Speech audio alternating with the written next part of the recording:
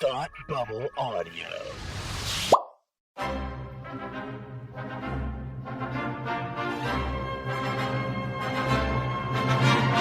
Look, up in the sky! You will never find the more wretched hive of scum and villainy. Welcome to Beer with Geeks with Tim and Frank. Who are you? I'm Batman. I am Iron Man. Your friendly neighborhood Spider-Man. Hi, Christopher. I'm Nero. My name is Inigo Montoya. You're a wizard, Harry. A couple of guys with a couple of beers and a whole lot of pop culture nostalgia. Make it so, number one. Ladies and gentlemen, the Beatles. Name the dog in the animal. Life finds a way. I am serious. And don't call me Shirley. Now sit back and crack open a cold one, because it's time for Beer with Geeks. It comes in paints? Shaken, not stirred. Great Scott! I was way off. I knew it started with an S, though.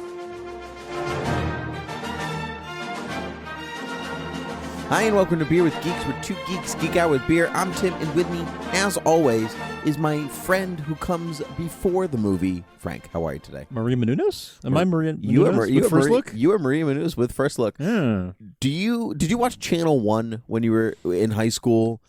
Where I grew up, New York, Channel 1 is a news channel, so no. Okay, Channel 1 is was a nationwide, I don't know if it's still going, thing where they would donate TVs and whatever else to schools. And it was just like a news network done by for school, like in schools. Yeah, and it was a news network. doesn't sound familiar. It was news network done by like people in their like early 20s and Okay. whatever else. But there's some when I was in school, there were some like now famous reporters like Maria Menounos. Oh, no kidding. There were other people on. One of them's on CNN now. Wow. And I can't remember who it is. But they just did the news, and they like kind of geared it towards the youth. And so, but I mean, when I was in high school, it was Katrina and Afghanistan and all, and that's how we got the news every day in homeroom. Huh. And so I've been watching Maria Menounos on TV since I was 14 years old. Because she used to be a reporter. Yeah, and now I watch her before the movies. Wow. Yeah. Huh. And now she runs a giant podcast network that She does. hate. Yeah. Yeah. I don't hate them. No. I don't love them either. No. Anyway, so what are you So drinking? we're here to talk about Maria Menounos and her career. I remember. No, I am drinking a Harpoon Leviathan IPA, which is a very satisfying IPA. Not overpowering in its sort of hoppy bitterness, but Indeed, just right. Wonderful. Right. I'm glad that was a great description because I'm drinking the same thing. Ah, look at that. Yours is the same as mine. It's almost as if they came from the same fridge. What? I know. How can that be? How could that be? This is impossible. So Frank, this is an amazing weekend previous for last weekend for trailers. Justice League dropped. And Star Wars dropped. A day apart. Sunday, Monday. It's almost as if Disney didn't like WB having all the news. I know. Yeah, it's funny. It's funny because there were all these rumors that the Last Jedi trailer would drop on October 9th during Monday Night Football, and part of that fueled by Mark Hamill tweeting about it and then deleting the tweet. And there were all these rumors circling, and then it was confirmed that Justice League trailer was coming out Sunday, and very shortly thereafter, Disney comes out and was like, confirmed, Monday, we're putting out our trailer. Yeah, and I was like, oh, yeah. Oh, man, you're not letting them have the news cycle. Nope, you stinkers. Did you already get your tickets to Star Wars? I have not yet, actually. I'm actually not sure what state I'm going to be in when it comes out. I may be in Massachusetts or I may be in New York. That explains it. So I'm going to have to wing it, or at least wait till I get a little bit closer. You're going to have to X-wing it. X-wing it. Oh, hey. And we'll see what happens. I realize that means I've probably already lost my shot at a Thursday night screening, definitely. Most likely. Because I bought mine roughly 40 minutes after they went on sale, and I barely got enough tickets to go. So I'm either going to have to count on them adding more screenings on Thursday night, which they probably will. Probably. Or just wait till like a Friday morning screening. Yeah. Sounds good. Yeah. Sounds so good. Okay, so you want to start with Justice League? Let's start with Justice League since that movie's coming out first. Yeah. So we should start. Seems fitting. We should start with Justice League. We got the third trailer drop. And it opens what I think is a smart and bold move on Superman. Yes. Not really Superman. It opens on Clark. Right. And it opens on Dreamscape yes. Clark, which is even smarter. Yeah. It feels almost like Wrath of Khan, like, No, he's in the movie. Oh, yeah, see, yeah, he's yeah. in this Yes. dream sequence. It's like a reverse sort of where it's like no, Spock's not dead. It was just a Kobayashi Maru. Right. This feels like it was just Lois's dream with the most beautiful sky Kansas has to offer, Right. which is actually Illinois, because that's where that farm They is. shoot that in Illinois, really? Yeah. That's funny. Close enough farmland area. I think it's smart. Know what struck me more than anything about that scene, though? How oddly happy I was to hear the Hans Zimmer Superman piano plunk. You know what? Yeah, I was oddly happy to hear it too because I don't really like it, but I was sort of like, I don't. This feels kind of comforting with the scenery. It's super. It was weirdly comforting. That's a great way of putting it, because I don't love it as a Superman theme. I mean, because there's in its completion as it nears the end of the number, it's kind of harsh. Yes, it's got a harsh sound, and I don't really care for it. Yes. I wonder if Danny Elfman will clean it up, because he's a composer on this film. So he is rumored to be including elements of the Williams theme and of his own Batman theme. It's not a rumor. He said it. He go. flat out did an interview, and he was like, "This was great because I can do it, and they're letting me." I'm shocked that he's using anything from the Williams theme. He said he's flipping it on his head. That's what I heard. It's maybe like a dark version or something. I don't know what that means. Which people are thinking that maybe like Darkseid has taken Superman, or Steppenwolf has taken Superman's body and done something with it to flip that theme on its head. Okay. Which is kind of like what Luther did to Zod's body. Yeah, that definitely. But I don't like that because, one, it eliminates the idea of hopeful Superman coming back and saving the day. Okay, yeah. And also, we don't associate that theme with evil. With evil, one, or with this Superman. Oh, yeah. Well, that's why I'm surprised, first and foremost, that they would let him use an element of it, because it's like out of universe. It almost doesn't fit. It almost doesn't fit. And the same with the Batman. I would argue it doesn't fit. The same with the Batman theme. Both tremendous themes. Yes. I like they're instantly associated with the character. Yes. It comes from almost the golden era of character superhero theme movies music and or not even superhero movies, just character theme music. Right. That's Star Wars and Indiana Jones and Superman and like in Batman. This is late 70s, early 80s when characters had great themes, great music themes. And it doesn't really exist anymore. It doesn't. No, it doesn't. I mean, and especially having the work of a composer like Zimmer, who's not really nowadays known for melody necessarily. It's more about tone setting and mood setting. He used to be known for melody, right? But Guy's not got great his recent melodies, work. not his recent work though. Yeah. No, the most you get now is dun dun, right. Dun dun. But again, that was weirdly comforting to hear that.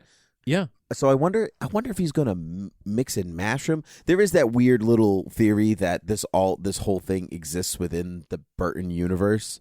Right? There is a theory that it's like this is the Michael Keaton Batman. This is the Michael Keaton Batman grown up, older. Although when I was a kid, Michael Keaton Batman always looked like he was 40 to begin with to me. So, but that was the 90s, right? That's people dressed like they were 40. That was the 90s, man. Yeah. You either dressed like you were 15 or 45. There was no in between. No in between.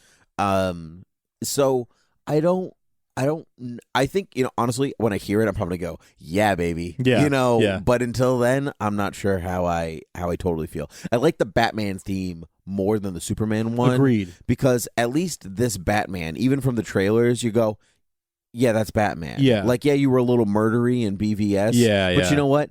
You were a little murdery when you were Michael Keaton too, right? Like actually, you were a lot. You were murdery. very murdery. You were very murdery when you were Michael Keaton. The head count in that movie is actually pretty. It's pretty high. Yeah. So I guess that Batman still gets that the theme gets associated with that type of Batman. So I'm okay with. I will say this Batman is closer to the Burton Batman than this Superman is close to the Christopher Reeve Superman. 100%. So that's why it's weird. The thought of there being the Williams score, and even just like a motif, a hint of it, seems weird. It seems odd. We've gone a little off track here. Maybe we're only in like the first few seconds of the trailer.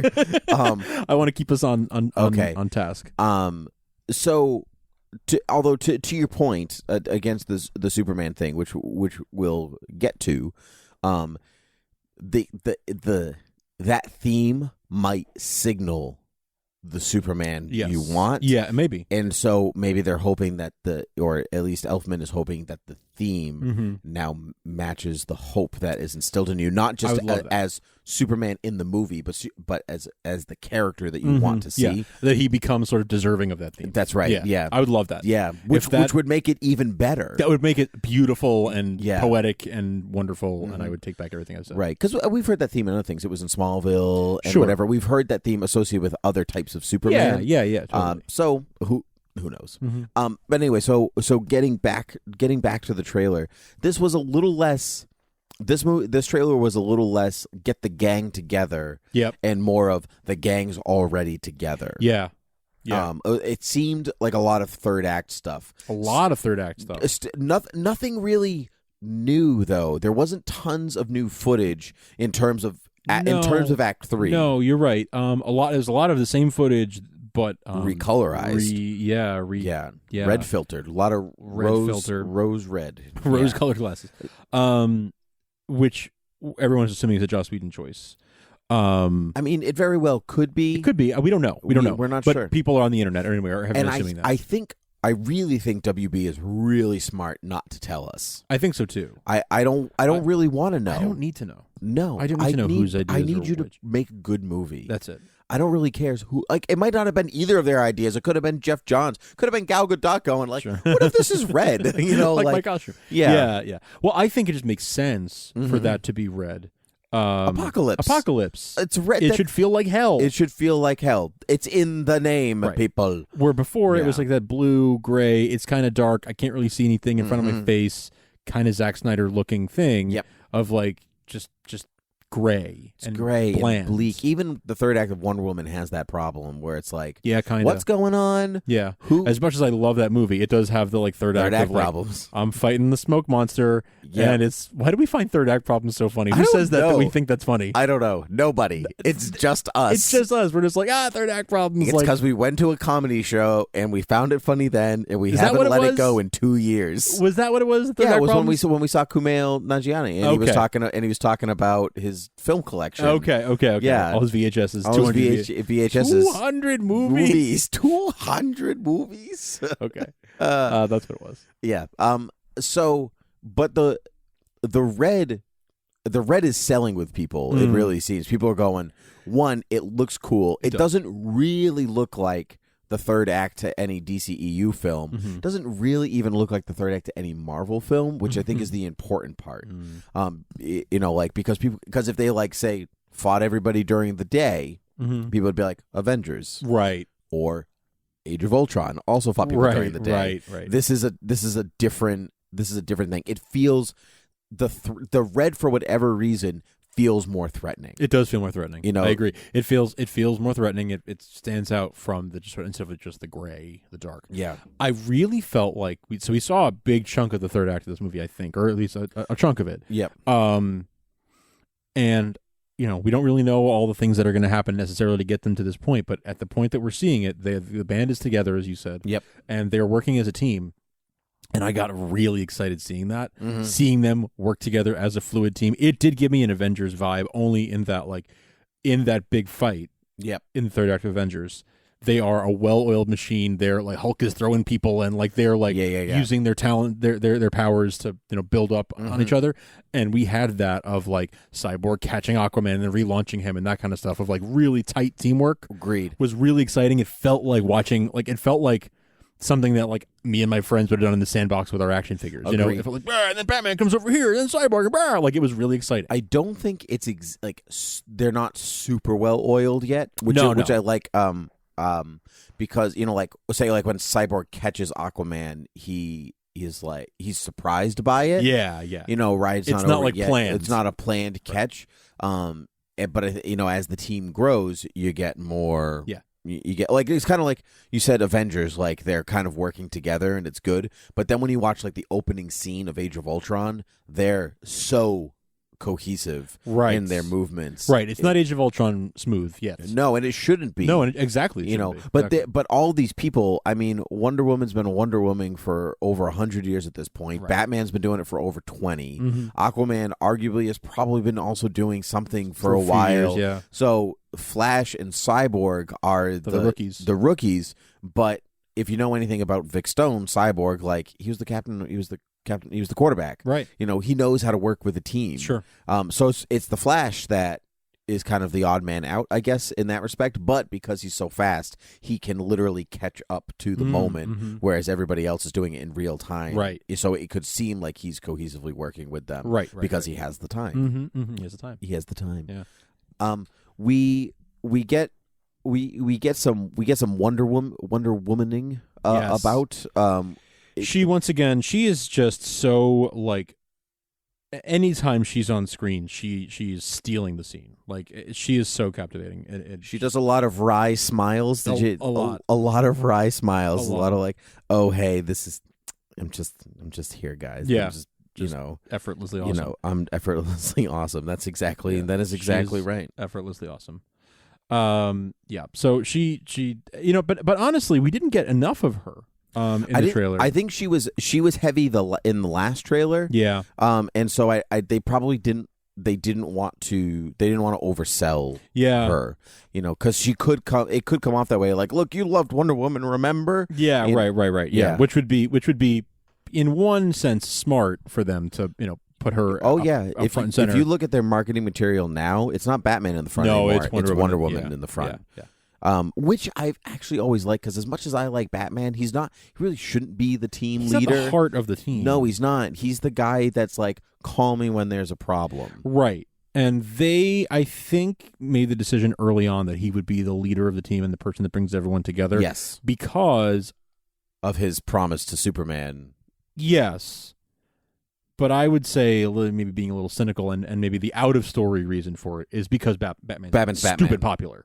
Like, Batman is the most popular superhero in the world, probably. Definitely. So it just made sense. Like, oh, well, let's have him be the unifier. But really, in universe, I think they could have made a stronger case for her being the one that goes to Bruce and says we need to start a team. Well, I think that they're really doing it together. Like, they are. From previous trailers, you get the sense that it's not like his idea, and she's like, okay, they're I guess. the two founding members, and they're looking for partners, right? Yes, exactly. But I feel like if they were rewriting this story now, knowing how popular the Wonder Woman film was, I think they would have been better served to have her be like the instigator, the single instigator. True. Although that's my opinion. Doesn't invalidate anything. I don't think you're wrong, but I also don't think you should discredit. Like, we shouldn't say, like, Batman shouldn't be a founding member just because he's super popular, or... No, but I think that she should be because of the role that she plays in this universe, of being, like, the heart of... I think, like, in universe, his reasoning makes more sense. She literally shows up to be like, hey, I'll help. Yeah. As opposed to, like, being on this journey of discovery that Batman is on in BVS. Yes. And so it would make more sense for them to join up at that point. Yeah. But I think it would be odd if Batman was like, well, what an adventure that was, and goes back to the cave. And then she's like, okay, how about we make a team? Like that, it's his dream about the end of the world. He mentions in the trailer, I had a dream about the end of the world, which we know is that, like, the Nightfall. The post-apocalyptic desert wasteland people thing. have a name for that. Nightmare. Not Nightfall. Yeah. Nightfall is it's a different story. Backbreaking. Yep. We see some Amazons fighting. Yes. We see some Amazons fighting Apokolips, some parademons and all that. We also get that shot of that guy, assumingly an Atlantean, because there's that, it's supposed to be, or maybe just a human, because it's supposed to be basically like King Arthur, the Atlanteans, and the Amazons all coming together to, maybe not King Arthur, but the humans at least, to come together to fight Apokolips the first time.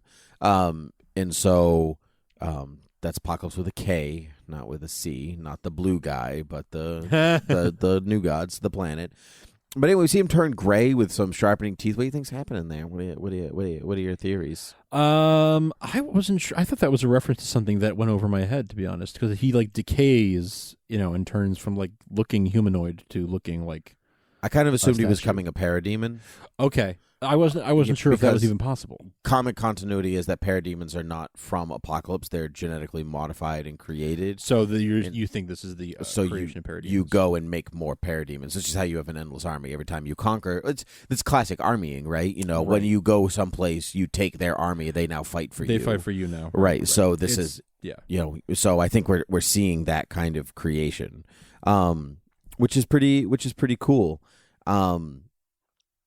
I'm glad that this trailer, when I first watched it, I was kind of like, didn't really show me a lot. Didn't show me tons of new things, nothing that I didn't already know. But BVS was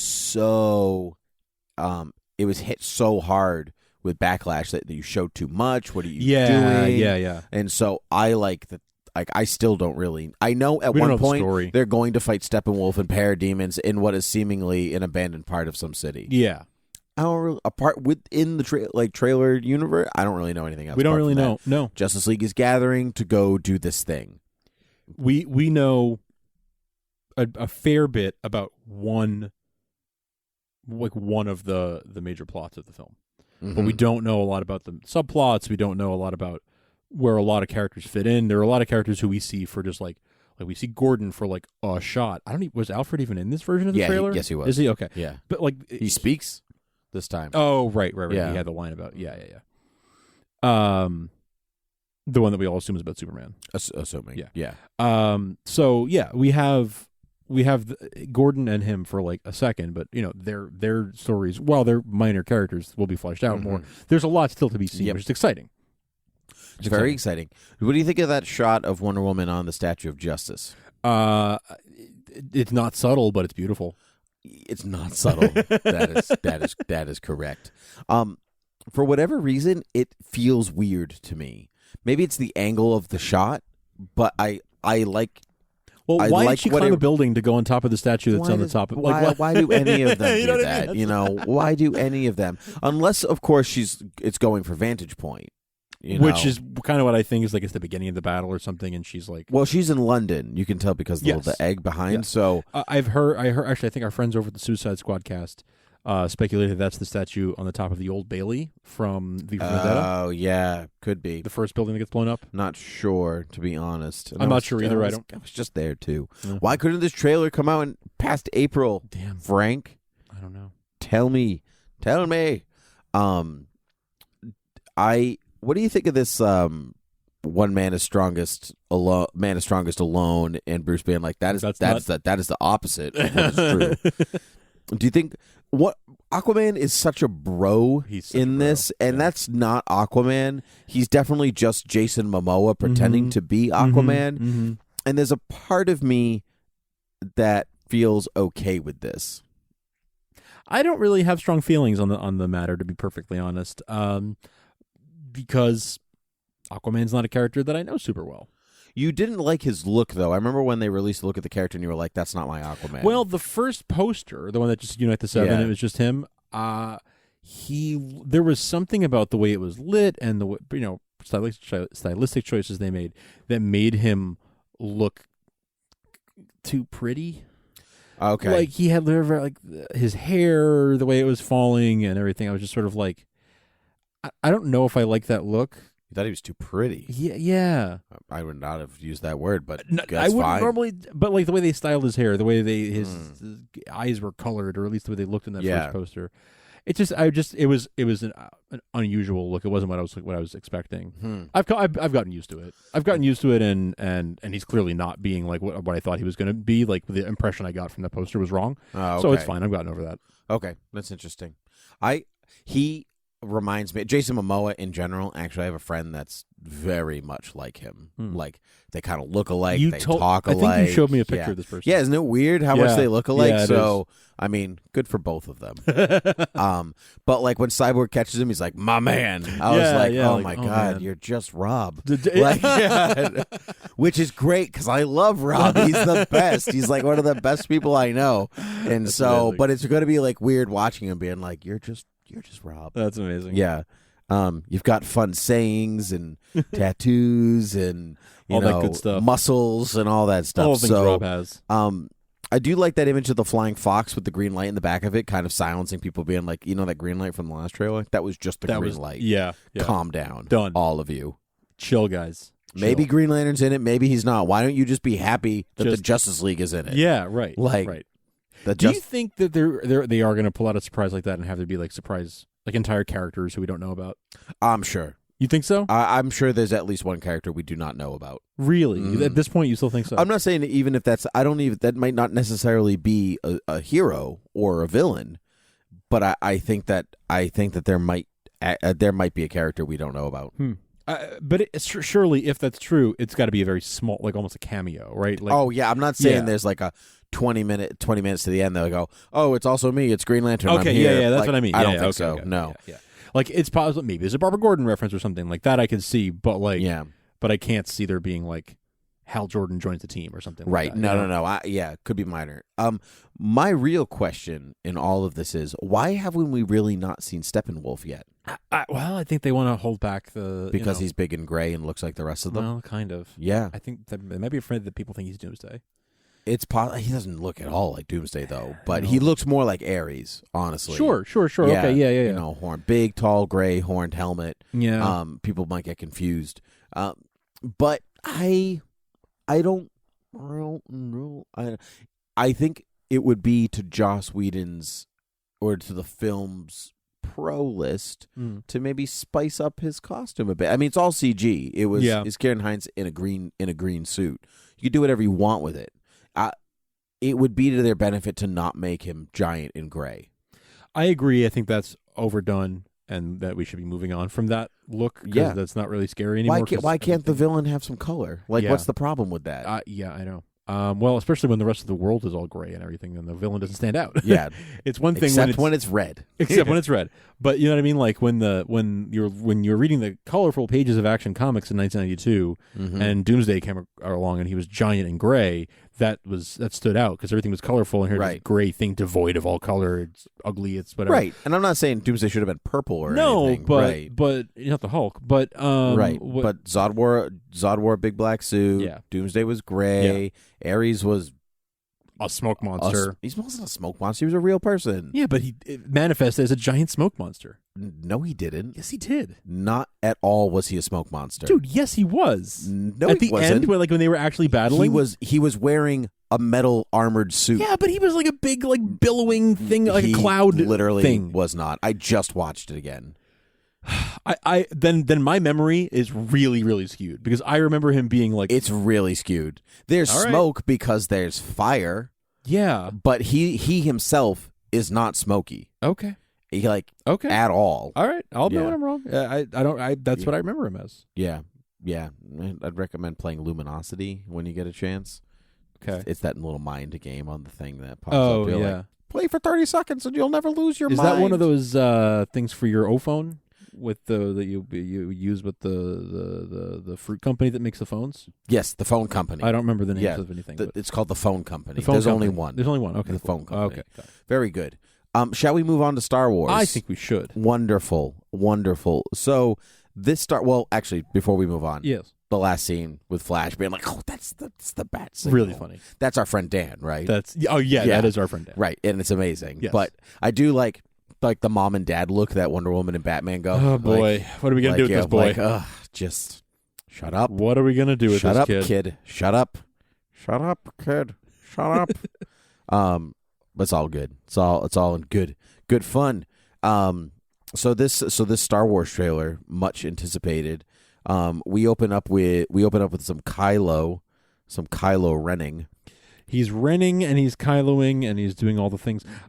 He's in that facility that we see a bunch of times in this trailer. Yes. Like a whole bunch. And so I'm trying to piece together, sort of where things are taking place and like chronology of when some of these lines happen in relation to another. I think I got it. You got it? Okay, yeah, I got a whole thing. So I don't really have a theory. I have a whole thing. All right, let's hear it. I want to hear it. So he's in this facility, right? Okay, Kyle's in this facility, which we see coming back and back, and it looks like Finn infiltrates that facility. Yes. Okay. And it goes kablooey. So arguably, maybe his mission is a good one. Okay. By the end, because he fights Phasma, which looks awesome. Yes.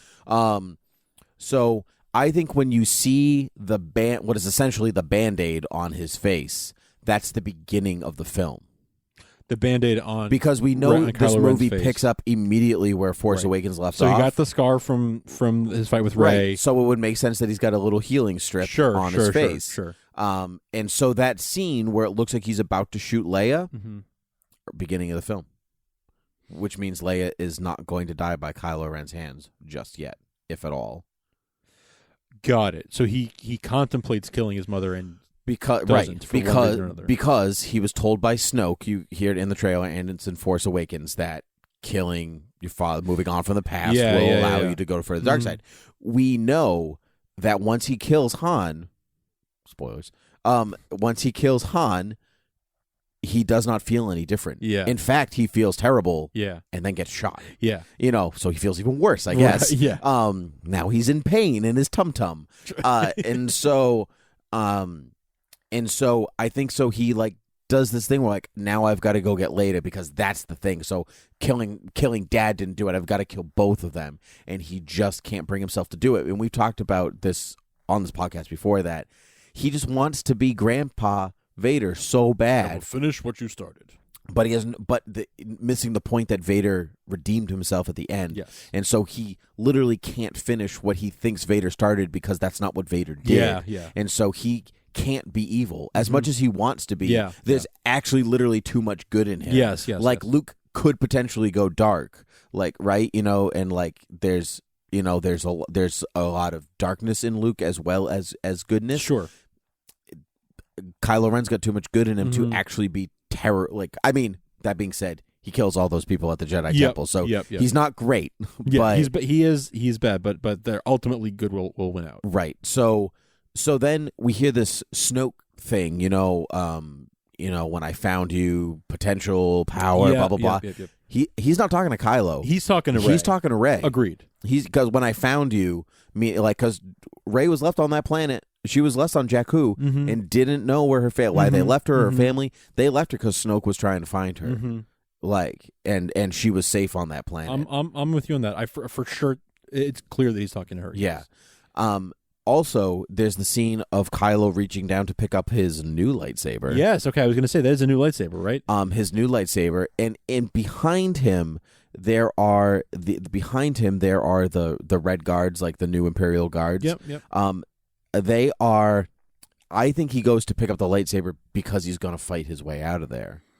He's going to fight them. He's going to fight them. So you think that we're going to see him like struggle with the light side? I think we're going to see him rebel. So then let me ask, can I skip ahead to the end a little bit? Yeah, of course. We're not going to do this trailer in order. No. So at the end, when the shocking moment that I think everyone sort of, they're going to jaws hit the floor. Yeah. Where it's like, is she turning bad? No. Is it more that they're meeting in the middle, or he's turning good and willing to help her? I think he's turning good and he's willing to help her, because what we see in the trailer, Luke is very unwilling to help her.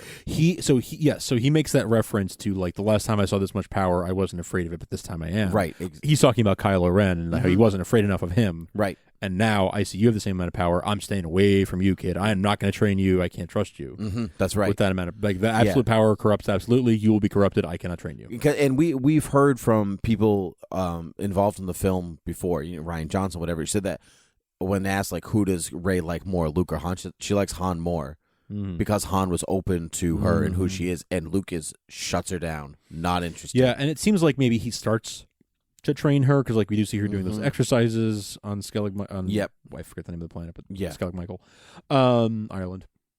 But we don't. But I get the feeling that they get through some amount of exercises, and then she showcases some amount of power that scares him, and he cuts. I think he cuts the cord. No more, that's it. Yep. It's kind of like Yoda and Luke were like, no, too old are you to begin the training? You know, I'm not interested. But instead of continuing, because there's that other stuff where like she goes to the tree in the mist and in the water, and that feels kind of like her Dagobah cave kind of thing. And he's like, this is not going to end the way that you want it to. Right. I think he's just totally unwilling to help. And you can't blame him. I think I'm kind of on Luke's, not necessarily on his side because we know Rey's a good person. But if I were him, I would, having the same experiences that he had, I would definitely. I'm not going to make the same mistake twice. Nope, I'm not gonna. So going to that end scene, I also look at Rey's costume. Yeah, and I think that's an important thing. So like when she's on Skellig Michael, she's in her Jakku outfit. Yes, but then when she's being taken or hurt by Snoke, she's in her new gray ensemblage. But when Kylo reaches out her hands to her, she's in her Jakku ensemblage. So I think that happens earlier in the film than the Snoke stuff. So one thing that maybe Luke cuts the cord and Kylo picks it up. And that's where it continues forward, and that's where she puts on the gray, because the gray kind of delineates now that she's walking the line between good and bad. Yeah, because she was in the whiteness, and now she's not in black, but she is in gray. That's exactly what I was. She's Gray Ray. That is exactly the place that I was headed with that. Like Star Wars is not subtle about things like color and like like Darth Vader is in all black and has a red lightsaber. Like these are things that are more sinister, right?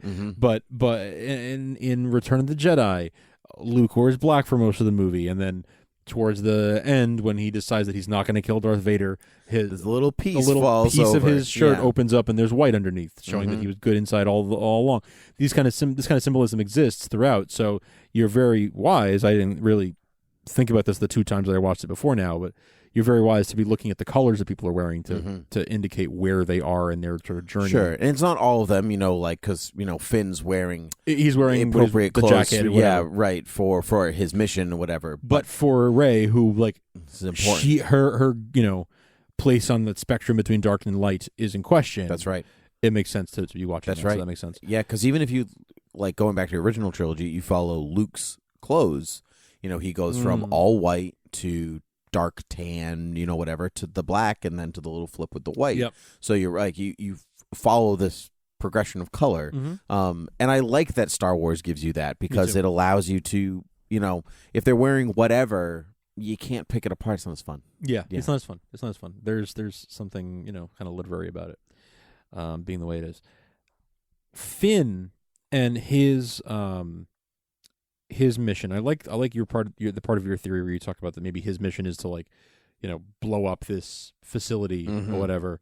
And then he ends up fighting Phasma. I wonder if it's almost kind of an Obi-Wan type of situation where it's like, okay, your job is to go, not necessarily saying Finn dies here, I don't think that happens, but saying just the idea of you have to go turn off the tractor beam and then you end up fighting Vader in the end. Like, I wonder if there's a similar kind of path for him, a parallel, some kind of parallel there, where like your mission is to blow up this facility, and on the way you end up meeting your old, definitely, master. Definitely. Well, that facility, we see a couple of the same planets over, a couple of times, and I really I'm glad Phasma's got something to do this time. That was a big flaw of Force Awakens, that she was a cool looking character with nothing to do. Kind of like Boba Fett. Yeah, kind of like Boba Fett. But even where Boba Fett moves the plot along in some way, but he didn't in Jedi, but but in Empire he absolutely does. Right, but at least here it looks like she might be at least give us something cool to look at, even again if you don't get the mystery of Phasma or whatever, which I don't necessarily want or need. Yeah, I don't know. But villains are generally not explored in the Star Wars universe the same way. That's right. If you want Tarkin's back history, you read the book. Read a novel. You read the novel. Read the novel. But it's a story about good and bad, told from the point of view of the good. That's right. Exactly. And the gray. Yeah. And the gray. Yeah. And the gray.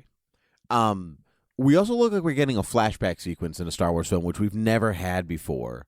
Not really. I guess we had Rey's sort of like Force flashback thing with the lightsaber, but yeah, but like a real whole chunk of a scene. Yeah. No, I mean we've had flash forwards in say Rogue One. You know, it starts with Jyn Erso as a kid, and then we go to the present. Sure, but which is the past in the Star Wars. It's all a long time ago. It's all in again. This is a different galaxy. Yeah, far away. Yep.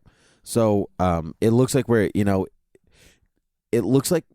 I'm wondering if Kylo actually goes and tries to kill Luke and thinks he's dead and isn't. So one of the reasons Luke is hiding is not dissimilar to like Yoda hiding on Dagobah. The Emperor thinks that he's dead, or at least has gone into exile so much. He's following or Obi-Wan or whatever that they are.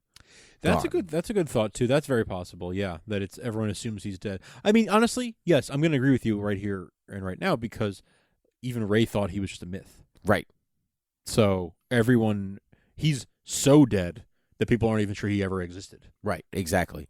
I mean, we have figures like that in our own, military histories and whatever else. There are people that you hear about in, like I can't remember his name for the life of me, but there was a guy. Jacques Cousteau. No, we know who that is.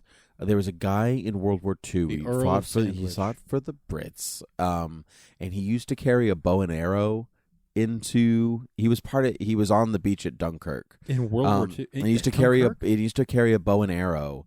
And he was like super famous war hero, like crazy, did a bunch of cool stuff.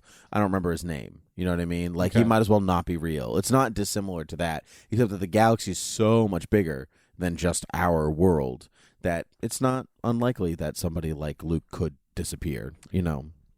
Galaxy's a big but also a small place, I guess.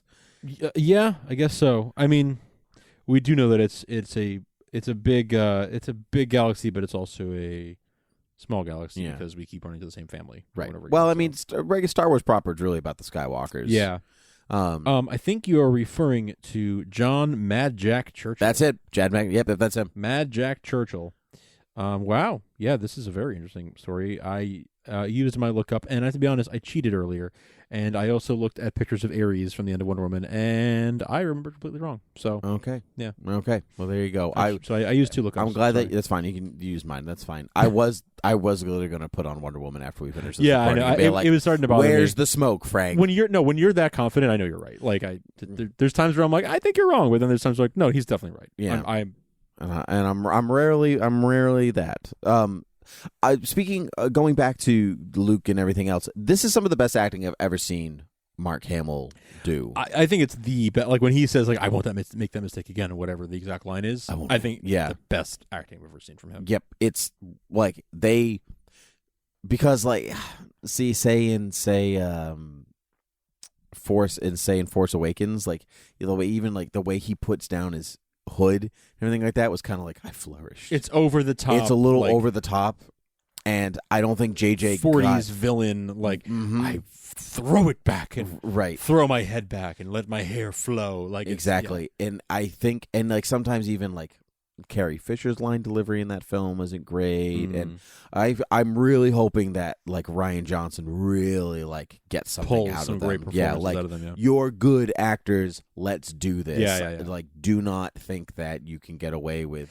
There is though something to be said about how Star Wars acting has always been, the faster, more intense thing from George Lucas, and it's always been sort of a pulp heroes / Definitely. / movie serials version.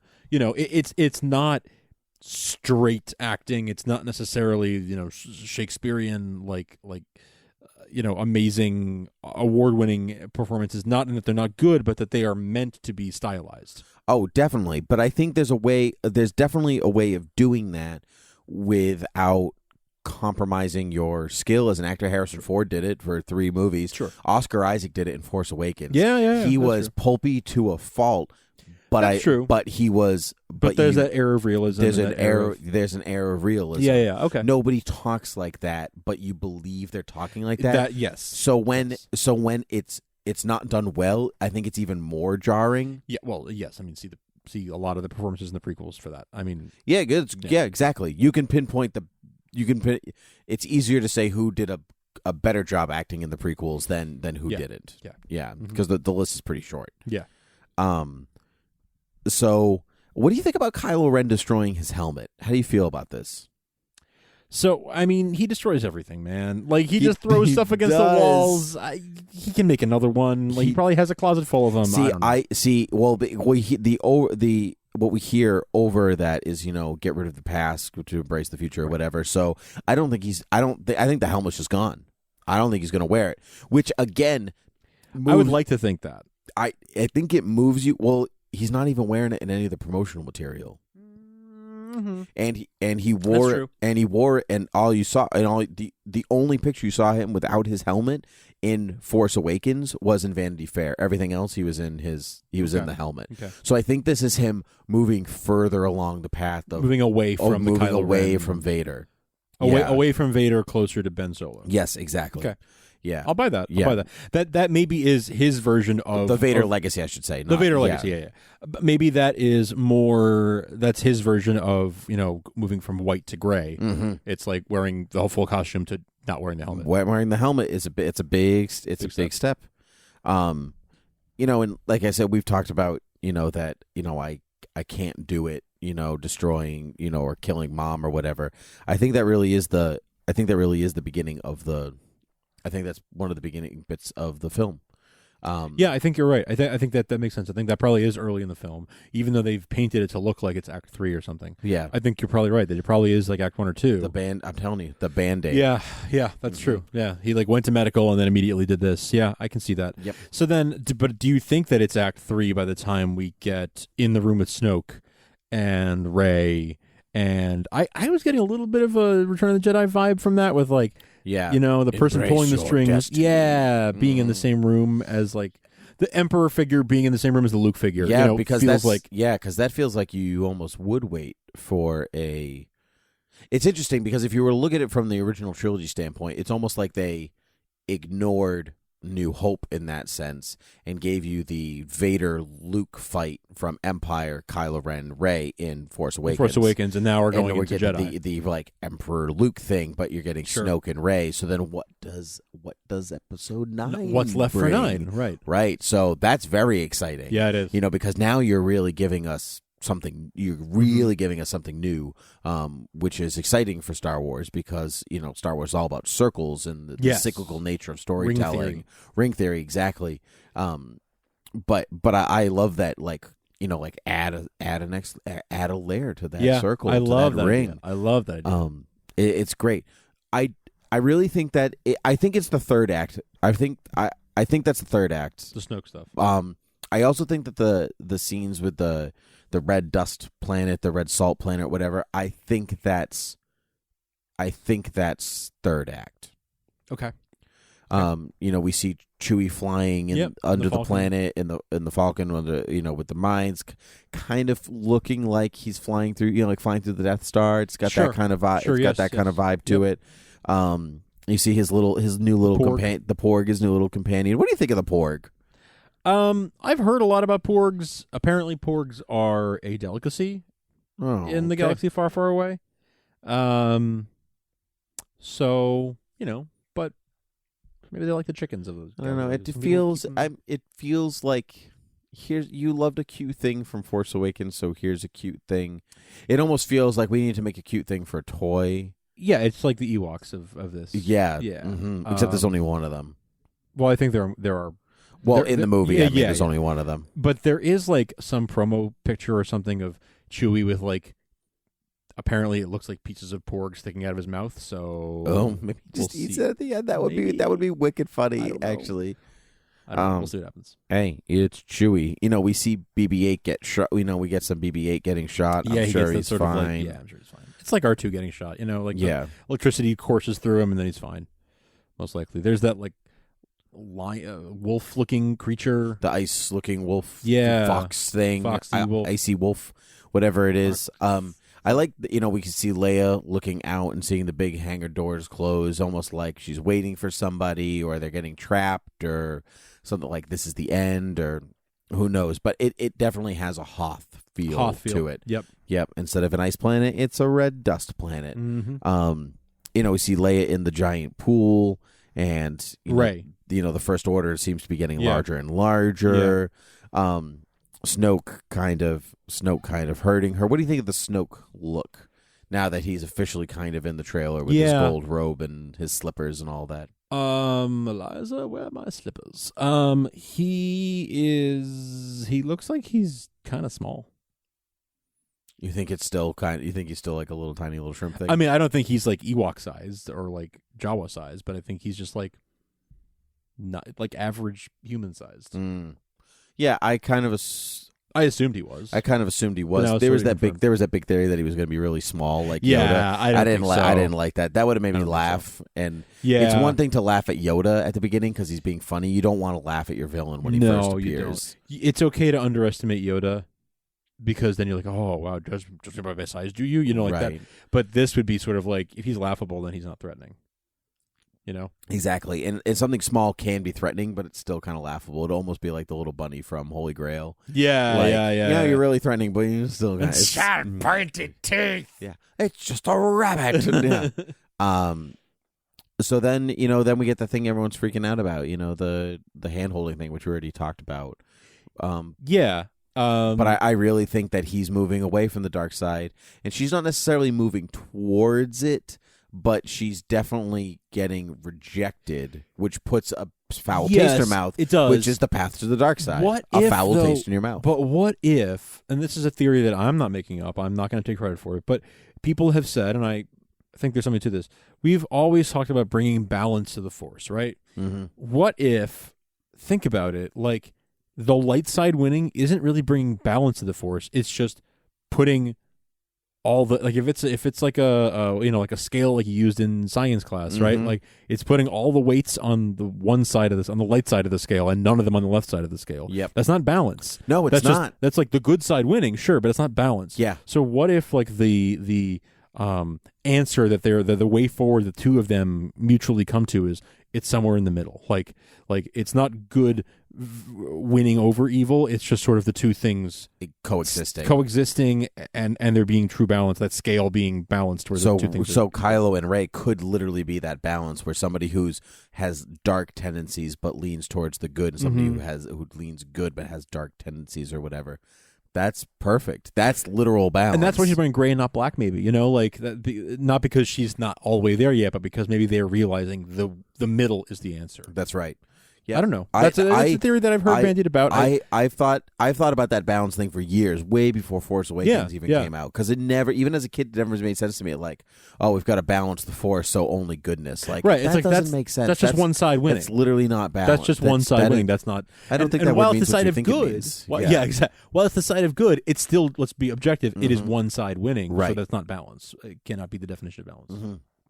Well, do you have anything else to add? I think that pretty much wraps up our trailer talk. I mean, that's a good end of hour one. Let's get into hour two now. So let's talk about the Porg and Revenge of the Porgs. I think it's going to be episode 9's title, and why are you giving me that sign? Wonderful. You can find us at Beer with Geeks at thoughtbubbleaudio.com, where you can check out all our other Thought Bubble audio shows. You can also head over to Patreon and check out all of the Thought Bubble audio goodies there. You are more than welcome to rate and review us on iTunes, which would be very helpful to us. You can get in contact with us at Twitter, Gmail, and Facebook at Beer with Geeks and beerwithgeeks.com. I think I said all the things. Yeah, be sure to check out our other shows at thoughtbubbleaudio.com. I said that already. Watch with us, Academy Rewind, Supergirl TV Talk, all that good stuff. Kryptons, Starkville's House of El Krypton. That's right. Yeah, there's a lot of stuff. A lot of stuff coming at you. All right, my friend. Well, until next time. Cheers.